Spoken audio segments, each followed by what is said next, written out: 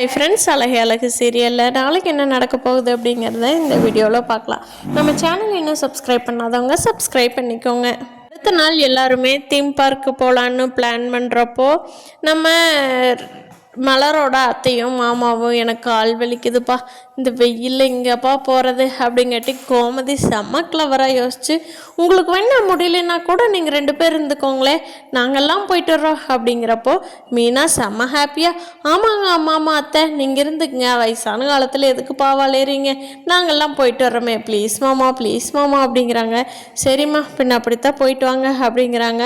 ஆனால் மலரோட மாமியாவுக்கு ஐயோ நம்ம போகாமல் இவெல்லாம் போய் என்ஜாய் பண்ணுவாளே நினச்சிட்டு, ஆமாம் அப்புறம் எங்களுக்கு சாப்பாடெல்லாம் யார் பண்ணி கொடுக்கறது, மலர் போயிட்டான்னா நான் ஒத்தையில் இந்த கால்வலியோட நான் என்ன தான் பண்ணிட்டு அப்படிங்கிறாங்க. அது கோமதி, என்னம்மா அவங்க 2 பேர்த்துக்கு நீங்கள் செஞ்சுக்க மாட்டீங்களா, மலர் காலையில் செஞ்சுட்டு தான் போவா அப்படிங்கிறாங்க. கோமதி தன்னோட மருமகளை கிட்ட எல்லாம் ரூமுக்குள்ளே போய் சொல்கிறாங்க, பாத்தியாடி மாமியார்னா எப்படி மருமகளை வச்சுருக்குறாங்கன்னு, ஆனால் நான்லாம் உங்களை தங்க மாட்ட வச்சுருக்கிறேன், எனக்கு டெய்லி நீங்கள் கால் விழுந்து கும்பிடணுண்டி அப்படிங்கிறாங்க. அத்தை அப்படிலாம் இருந்தால் நல்லா மலர் மாதிரி இருக்க மாட்டேன், வேறு ஏதாவது சம்பவம் பண்ணிடுவேன் அப்படின்னு சொல்கிறாங்க மீனா. ராஜீவ், ஆமாம்மா நானும் அப்படிலாம் பொறுத்துட்டுலாம் இருக்க முடியாது, நாங்கள் 2 பேரும் சேர்ந்து உங்களை கொல்ல கூட பிளான் பண்ணிடுவோம் அப்படிங்கிறாங்க ராஜீவ் மீனாவும். கோமதி, அடப்பாவீங்களா, செஞ்சாலும் செய்வீங்கடி நீங்கள் அப்படிங்கன்னு பேசிகிட்டு இருக்காங்க. இதையெல்லாம் கேட்குற மதிக்கும் மலருக்கும், சே மாமியார் மருமகள்லாம் இப்படி கூட இருப்பாங்களா, எனக்கும் உங்களை பார்த்து ரொம்ப ஆச்சரியமாக இருக்குதுங்க அப்படிங்கிறாங்க மலர். அதுக்கு மதி சொல்கிறாங்க, அக்கா எல்லா வீட்லேயும் நம்ம வீடு மாதிரியே இருக்காது, நல்ல மாமியாரும் நம்ம கோமதி ஆண்டி மாதிரியும் இருக்காங்க, ஆனால் என்ன பண்ணுறது நம்ம 2 பேத்துக்கு அப்படி கொடுப்பனி இல்லையே அப்படிங்கிறாங்க.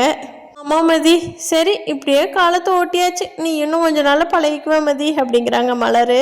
கோமதி கேட்குறாங்க, ஏன் மலர் நீ என்ன படிச்சிருக்க அப்படின்னு. மலர் 2 டிகிரி முடிச்சிருக்காங்க. ஏன் மலர் அவ்வளோ படிச்சுட்டு சமையல் கட்டிலேயே கிடக்குறிய, உனக்கு வேலைக்கு போகணும்னு தோணலையா அப்படிங்கிறாங்க. எங்கம்மா கல்யாணம் பண்ணிட்டு இருந்ததுக்கப்புறம் நீங்களே பார்க்குறீங்கள, நான் என்ன பண்ணட்டும் அப்படிங்கிறாங்க.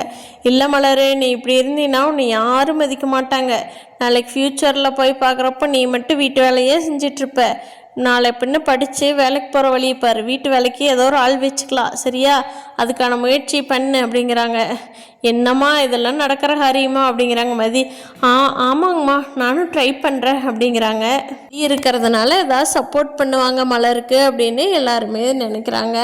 தங்கராஜை கூப்பிடாமல் இருந்திருந்தா இவங்க எல்லாருமே ஜாலியாக போயிட்டு வந்திருப்பாங்க. ஆனால் தங்கராஜ் தீம் பார்க்குக்கு பயங்கரமாக டென்ஷன் கொடுத்துட்ருக்குறான் பாக்கியராஜுக்கு. என்னையும் தேட முடியல அப்படின்னா பாக்கியராஜா தன்னோட தங்கச்சி சென்டிமெண்ட்டை வச்சே மடக்கிடுறாரு தங்கராஜ். பிரச்சனையாகுது தீம் பார்க். கோமதி கேட்டவங்க, தம்பி என்ன தம்பி இவ்வளோ அறிவாக இருக்கிறீங்களே, நீங்கள் போய் பாக்கியராஜ் இப்படி சொல்லலாமா, உங்கள் பொண்ணு இறந்ததுக்கு பாக்கியராஜ் எப்படி காரணமாகறாரு, அவர் உன் தங்கச்சிகிட்ட சொன்னாராப்பா, நான் உன்னை கல்யாணம் பண்ணிக்கிறேன் உன்னை ஏமாற்ற மாட்டேன்னு சொன்னாராப்பா, அவர் தான் வீட்லேயே சொல்லியிருக்காரு, ஆனால் அந்த வீட்டில் இருக்கிறவங்ககிட்ட தான் நீங்கள் முறைப்படி கோவப்படணும், ஆனால் பாக்யராஜ்கிட்ட கோவப்பட்டுட்டு இருக்கிறீங்க தம்பி, நல்லா யோசிச்சு பாருங்க, அறிவாக இருக்கிற யாரும் பாக்யராஜ்கிட்ட கோவப்பட மாட்டான் அப்படின்னு சொல்கிறாங்க. தங்கராஜ் எந்த பதிலுமே சொல்ல முடியாமல் கோமதி அம்மாவோட வாய்ஸில் அடங்கிட்டாரு.